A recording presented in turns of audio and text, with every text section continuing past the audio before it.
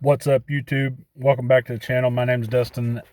And if you're not a political person or you don't want to hear what I've got to say about this topic, well, I apologize for the video notification. But this time, I think we need to cover a few bases.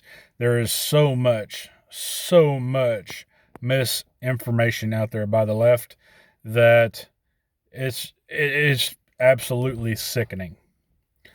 A rifle is not scary because of its color, okay? Another person isn't scary because of their color. A person coming at you with a weapon that you cannot avoid, that's what's scary. It's what Mr. Rittenhouse witnessed multiple times, I might add. And he evaded those assaults, and sometimes he didn't evade those assaults. But he was trying to avoid those assailants multiple times. Every single video I watched on that night, Mr. Rittenhouse was trying to run away or trying to find ground where the people chasing him weren't. Ultimately, when it came down to it, after a small confrontation with Mr. Rosenbaum and running away again and having to turn around and defend himself again once he was cornered, okay, he ran out of real estate. Like, he couldn't go any further. There's a mob behind Rosenbaum, and Rosenbaum's the only one that's catching him, and like, they're trying to get his gun. They're trying to, you can only imagine what's going to happen in a high stress situation like that if you give up your firearm. And I'm sure that there will be some people say that emotions were heightened because of the sight of Rittenhouse's firearm. It may be true.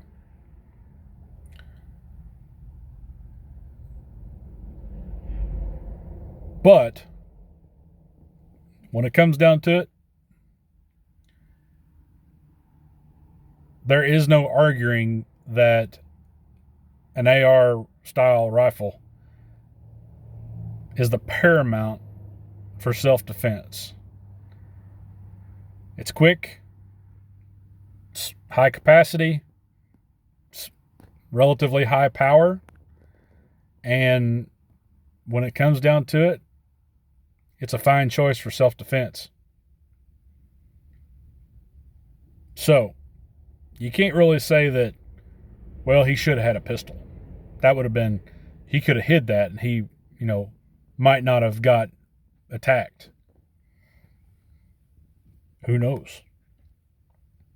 The way self-defense is written, that once self-defense is justified, that you have every right to defend yourself. Not you can defend yourself a little bit, not you can, only use certain calibers or certain power of firearm to be able to defend yourself. No, that's not how that works. When self-defense is justified, you have the right to use whatever you wish by any means necessary. So when it comes down to it, are you going to take the smallest firearm you have, or are you going to take the biggest firearm you have? Knowing full well that there are other people going to be where you're going to be that are going to be carrying the biggest firearm that they make, right? I know I'm not speaking real technical to all my conservative friends who have gun experience. I'm trying to speak to everyone and be pretty vague. So we said when self-defense is justified. Let's talk about that for a second. self-defense isn't justified all the time. Self-defense isn't justified or neglected for that matter. The prosecution said that if you take a gun to a situation, then you negate your right to self-defense. That's completely false. That is everything against what the Second Amendment stands for.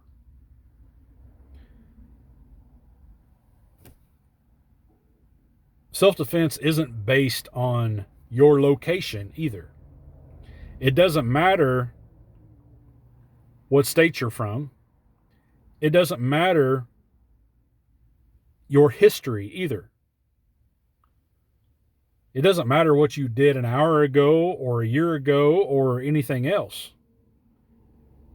You have the right to self-defense once your life is at risk.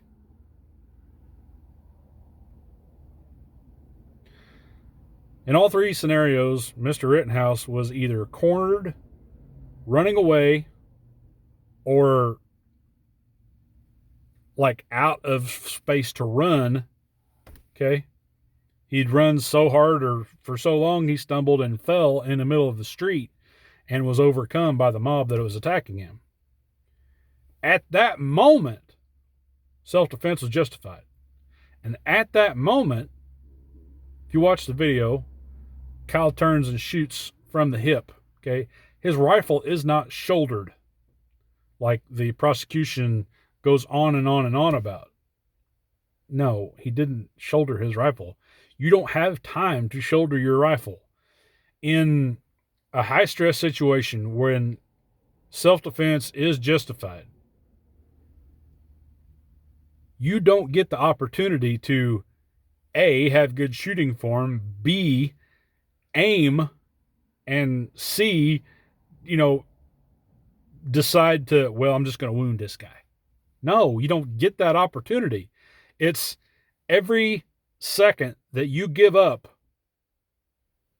that goes to your assailant that has that much time to get back at you or to, continue his attack on you or her or whatever. Look, I've never been in a self-defense situation where I had to fire my weapon.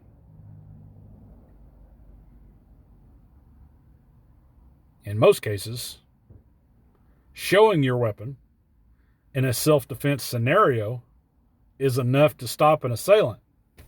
I have had to do that. That's the scariest thing you will ever witness, is having to use aggression to stop aggression. And at that moment, like, you can't have a big enough firearm. Like, you get it out to stop a threat, you're hoping that thing looks bigger and meaner than you look. And you look at me, I ain't no pushover.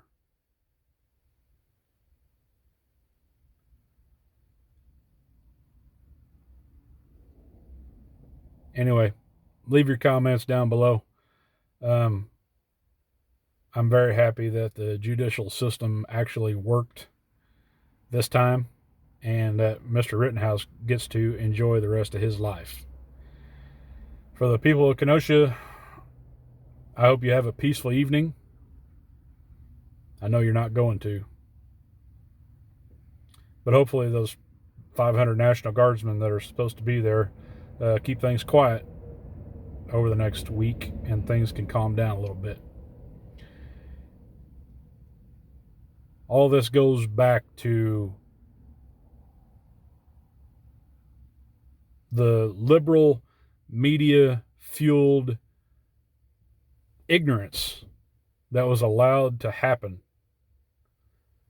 through all the BLM riots and things of that nature, and the finger pointing of a race war that never existed.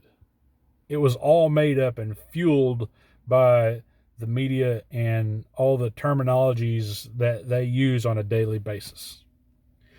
You are not oppressed. I don't care who you are, where you're at. If you live in this United States, you are not oppressed. All right?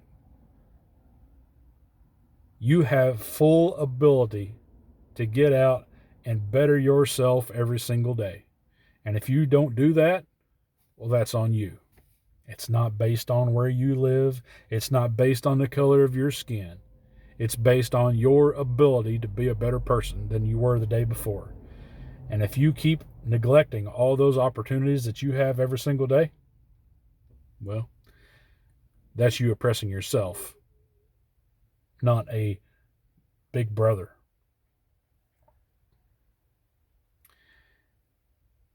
I get sick and tired of seeing all the misinformation on social media, on all medias.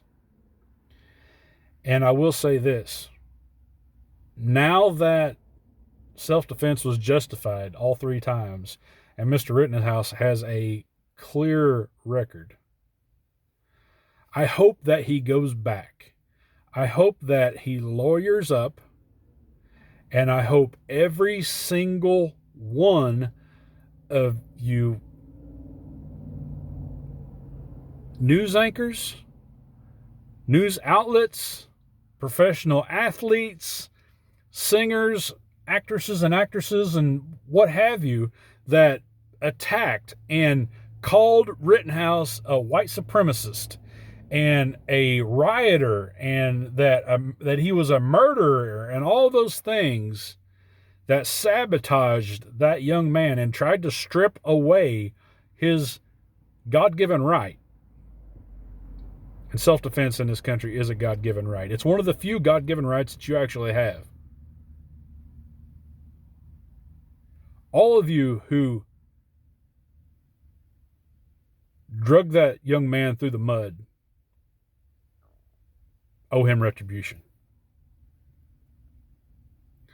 All of you who attempted to break him down and attack him and everything,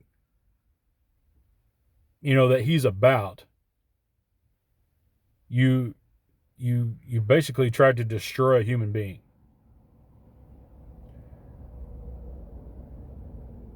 And I hope that he lawyers up, and I hope he seeks retribution from every single one of you. Honestly, Mr. Rittenhouse, you alone, you have the ability to shut down all the crooked things that the media has fed all of us for the last few years. Every time they speak about anything, well, in the Rittenhouse case, for example, they've called him a white supremacist, an active shooter, a murderer, a rioter, of all things, all of which were words that were twisted to their narrative. And I hope the Rittenhouse family lawyers up, and I hope they put a stop to all of the neglect that the media has fueled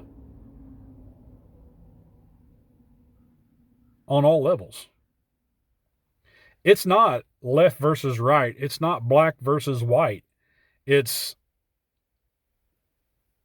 us against Big Brother. All of us. We're all brothers and sisters, but it's all us against Big Brother and pharma and all that, and all the lies that they continue to feed us every single day. It sickens me. Sometimes I just got to turn it off. I think now's a good time. Y'all stay safe, shoot straight, shoot often, and I pray that you never have to defend yourself.